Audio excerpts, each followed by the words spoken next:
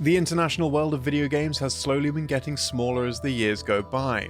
The age of region-locked content, meaning that a game released for one region won't even work on a console released in another, has finally started to meet its end. This means that even if a game only receives a release on another continent, you can import the game and it would run on your locally released console. Though you might find that the language barrier is a bit of an issue, of course, you uncultured swine. Not with localized games, mind you, but these titles come with their own challenges. References, idioms, or jokes that make complete sense in one region may make no sense at all in another, and some titles may be changed for cultural sensitivity reasons, meaning the game may ultimately have very different content between regions. The Switch has a great library of games, but some of the games needed to be altered for different audiences around the world, including titles like Mario Tennis Aces, Odyssey, Deltarune, Pokemon Legends Arceus, and of course, every true gamer's favourite game, Selfie Collection: The Dream Fashion Stylist. Though that last one may not be entirely on purpose. But before that,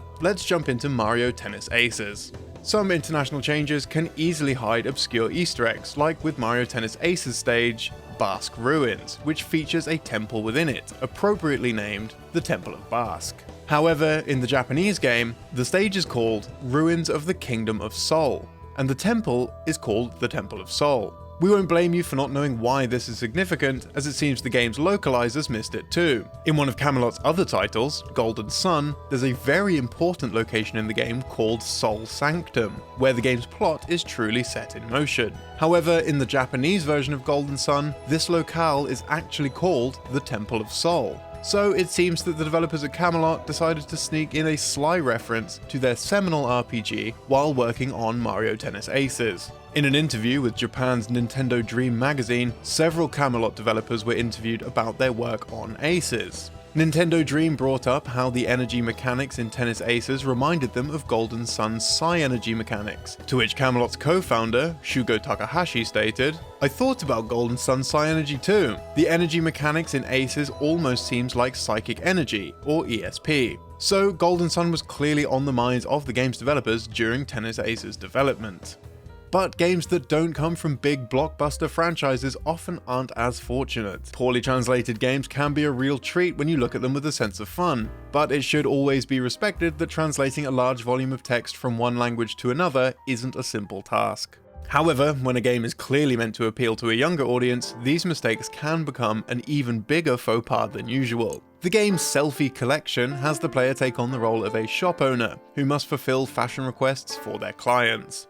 Some of the costumes that need to be created are a bit odd, of course, but the names of these outfits and the language of the clients is what isn't quite right.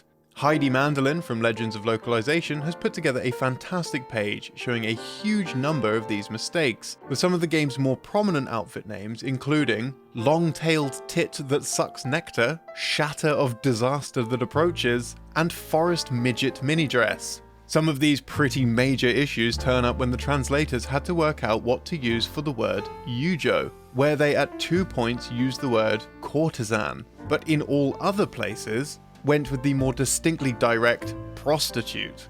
This includes the choice of giving a character prostitute's hair, the faithful prostitute baby girl outfit, or if you want them to have a more positive vibe, why not dress up like a pleasure prostitute? There are of course an incredible number of other mistakes, including moments where words aren't even translated at all, or if they are, they make almost no sense. Have you ever worn a merciful emotion? What about gentle your son? I wouldn't mind picking up a hidden face woman hat in the future. It would complement my new deep beautiful woman salary. I can even accessorize it with my handcrafted tea fragrant flower hairpin. At times, it seems even the localization team didn't know how to condense the phrasing required to explain some outfit pieces, like 6 arrows penetrating half the body, the eyebrow of a literary writer who begins to think, and dispenser in a drugstore for mysterious arms. Some items, of course, will be slightly more confusing than others, which leads to garments like douche meteor, the genocide suit, or how about my future haircut, grilled sweet potatoes with autumn breeze. There are honestly so many examples of bad translations with this game that you should absolutely check out the full page on Legends of Localization after this video. But until then, how about some more Mario? But before we dive into facts about the intrepid Italian, a quick word from this episode's sponsor, HelloFresh. HelloFresh is a meal kit service that delivers precise amounts of fresh ingredients and recipes to your door, making cooking at home streamlined, less time-consuming, and stress-free. They also have 50 weekly menu and market items to choose from, so you can think less about what's for dinner and more about achieving your goals. One benefit of HelloFresh that we personally noticed is the amount of time it saves. We spend hundreds of hours every week researching for videos, editing, and everything else that comes with running something like DidYouKnowGaming. And having our meals all organized and planned out in advance saves us time. It's one more thing that we don't have to worry about. HelloFresh also makes sticking to food goals simpler with all kinds of low-calorie, pescatarian, and veggie options every week. And the service has more 5-star reviews than any other meal kit, so you know you're getting quality. To try out HelloFresh, use our link in the description or go to hellofresh.com and use code POGDOYOUKNOW16 for up to 16 meals free, plus 3 surprise gifts across 6 HelloFresh boxes, plus free shipping. That's so many bargains I could barely get it in one breath, okay? These gifts may include free appetizers, free desserts, and free premium recipes. And now, back to the trivia. Game companies don't make a huge number of changes when localizing their titles for another country, but some changes can be slightly confusing in nature, as is usually the case with anything being sent over to China. New Super Mario Bros. U Deluxe managed to make its way into the Chinese market, and one of the changes they made to the game seemed a slightly odd choice. The power block is a staple for the Mario series, with the word POW being displayed on the side in all different language releases, save for China. Here, the block displays a series of squares instead, which seems to be depicted as wrapping around the block entirely. The reason for this alteration isn't entirely known, but it could be the result of the Chinese prohibition against the use of English words appearing in games in the region, though this has not been confirmed. Other changes for Chinese releases of Switch games are similarly small in nature, but can also be just as odd. Once again, in one of the most popular Mario titles to date, Super Mario Odyssey, one of the game's outfits had to be altered: the pirate costume. In most versions of the game, the pirate outfit has Mario wear the standard seaworthy garments of a large captain's jacket, eye patch, and a tricorn hat with a skull motif. Not only was the outfit itself altered for the Chinese market, but any reference to it being the outfit of a pirate was also removed entirely. Here it was renamed to the Noble costume, and the outfit itself had the removal of the skull from his hat and a complete lack of an eye patch. The outfit's description was also changed to Noble outfit, fit for wearing at sea. But the costume's jacket does closely fit that of ancient Chinese nobility. While also not being all too different from what many pirates from the region would have worn, the game's depiction of a pirate may have been considered too Western for Chinese regulators, though this is simply speculation. Some games that are localized to other regions actually end up including even more sly Easter eggs, as is the case with Captain Toad Treasure Tracker. One Easter egg added to Treasure Tracker is actually a reference to the game itself, though specifically its own translation. The 4th section of the first chapter in the English release of the game is called Onward Captain Toad. This name isn't entirely original for the stage, but it isn't the same in the Japanese release, where it's called Advance Captain Toad.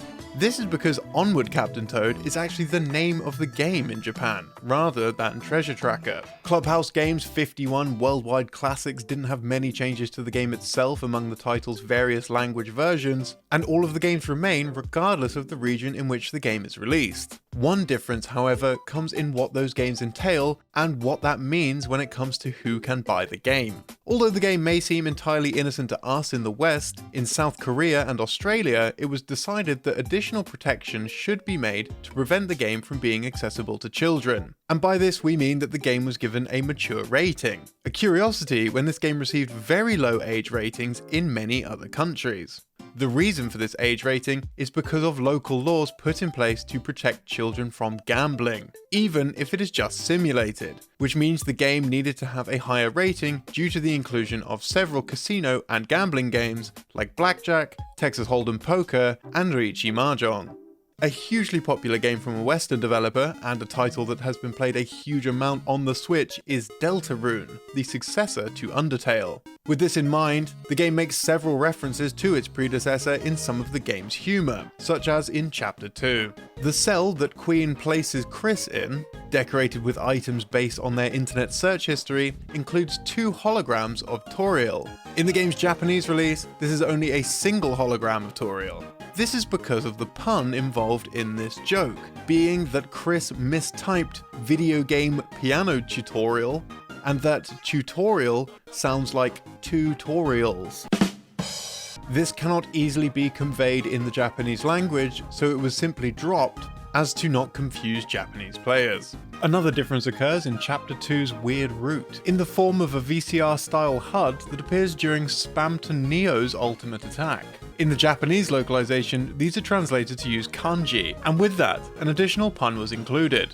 The icon for pause was replaced with teishi, translating to stop or pause. However, this is not the standard kanji for the word, including the symbol for death. Additionally, the rec icon, an obvious pun in itself, was replaced with satsuechu, or now recording. However, the satsu kanji has been replaced for the kanji meaning kill. These puns also continue a running theme with Spamton, and his habit of replacing the Japanese words die and desu with the phonetically similar English words die and death throughout the Japanese script. One of the most popular recent releases comes in Pokemon's deviation from traditional gameplay in Legends Arceus.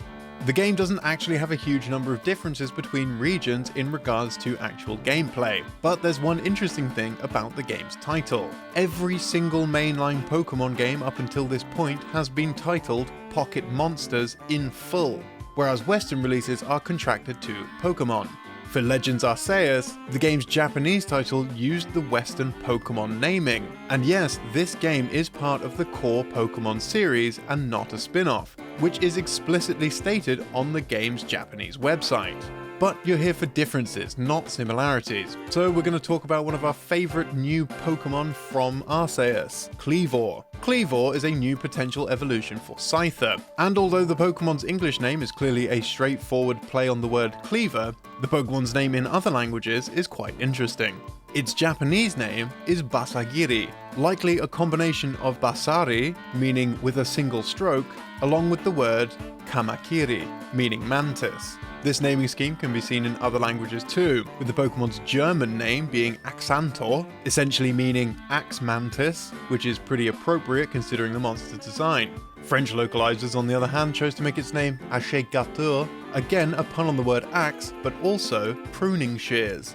This might seem like not a very badass thing to reference for an evolution of Scyther, but the same wordplay can be found in Scyther's original French name, Inseccateur. Apologies to all the French viewers out there. Did you also know that Super Smash Bros. Actually didn't start out as a fighting game? Or that Pokemon in Chinese versions of Smash make very bizarre sounds? For a whole hour of Smash facts, click or tap the video on screen. How do you rate the new Pokemon game? I'm yet to play it. What do you think? Nice, is it good to divert from the same fucking game it's been for 30 years or what? Because I reckon that can only be a positive. Let me know in the comments down below.